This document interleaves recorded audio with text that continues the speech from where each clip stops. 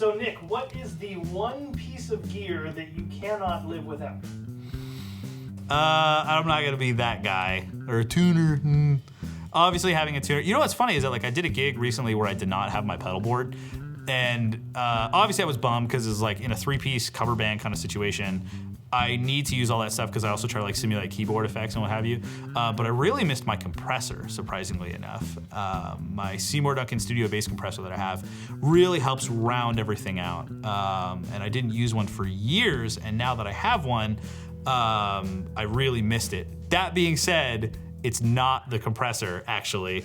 It would have to be, bar none, my MXR bass envelope filter. Dude, I love that nice bubbly sound. I've used it obviously on like funk tunes and funk gigs, but I used it on like a reggae gig some years back, and I just put it so where it just like no sensitivity at all, where it just would not envelope, and it just added so much like low end and like dubby sub kind of sound to it. It sounded really cool, so I use that one every chance I get. I love my MXR, my envelope filter. So I'd have to say it'd have to be that one.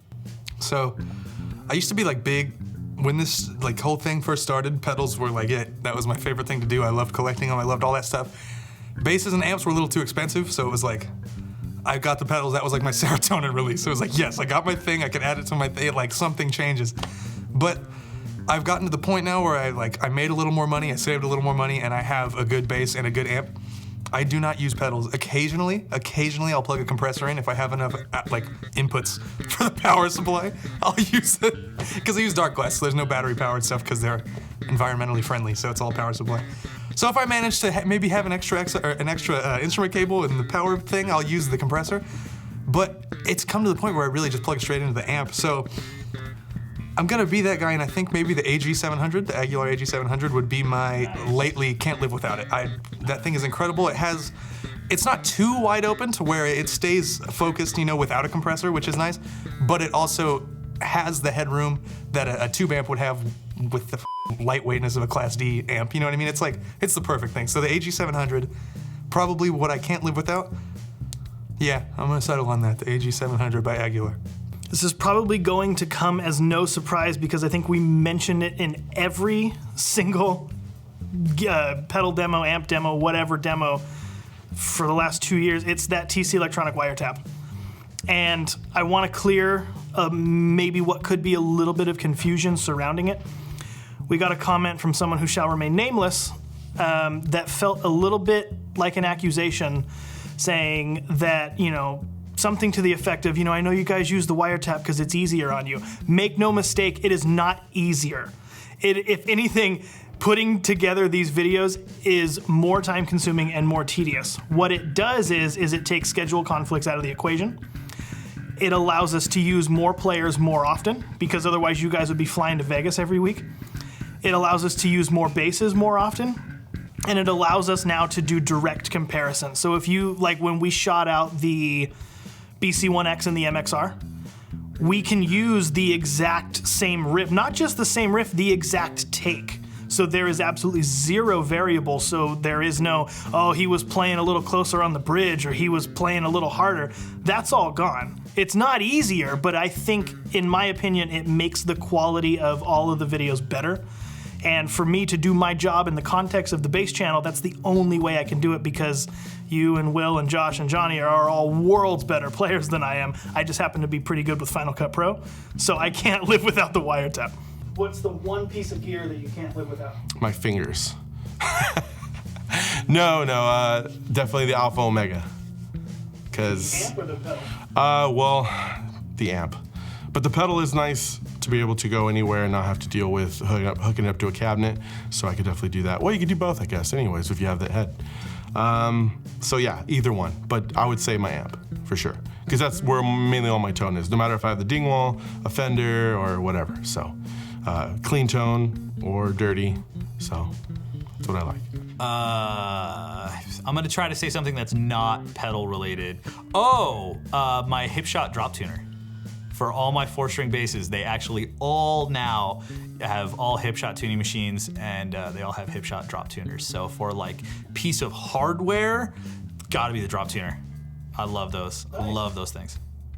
How about all right, if we allow you one more. We'll allow you one more piece of music. Should I play it? I don't want to play it safe and say the reamper because the reamper works in conjunction with the wiretap. Yeah, no, you know. So if I'm just gonna go personal with it and not, but I do want to keep it bass related, I'm gonna go with my 2015 Gibson SG bass. Whoa. That's what I pick up. That's the one in my studio with me at all times. That's the one that you did the cover, right? The Billie Eilish cover. Yes. It had flat one. It had the chromes at the time. I now have stainless steel elixirs on it. Kind of go back and forth. Just, you get tired of one thing and you switch to the other, But I think, yeah, as far as instruments go, that's my. I love that thing. I don't think I'll ever get rid of it. You have a runner-up? I guess my Getty Lee Fender jazz bass. I like the Dingwall and all, but come on. It would be a toss-up between, obviously, the bass. That's because obviously. But I have Lindy Fralins in it. It's my number one. It's my Fender American Special jazz bass, P bass. American Special Fender. I said that all. I put a little Zero Mod thumb rest on it. It's the Zero Mod for the jazz bass, where it's straight, so it doesn't mod the jazz bass. However, I did mod it, so it's called a one mod now. I drilled straight into the P bass and just put the flat bar there because I really like the string tension where you rest your thumb on the back pickup of a jazz bass versus where you would rest your thumb on the P bass pickup. The string tension is just a little bit different, but it's enough for me to be able to be a little bit more accurate and punchy with my attack. So I put that on there. I don't know why I'm talking about the bass so much. That's my second choice. If not, the Darkglass Supersymmetry compressor. That's the one thing that from time to time I'll plug that in and use it.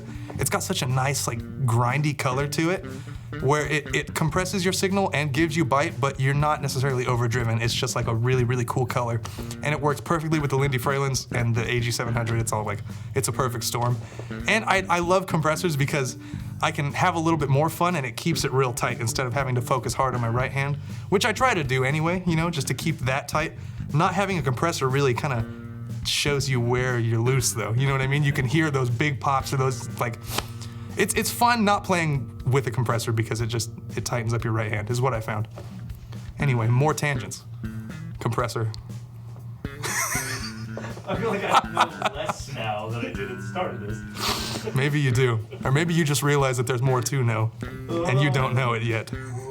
Heavy, huh? Deep. Yeah.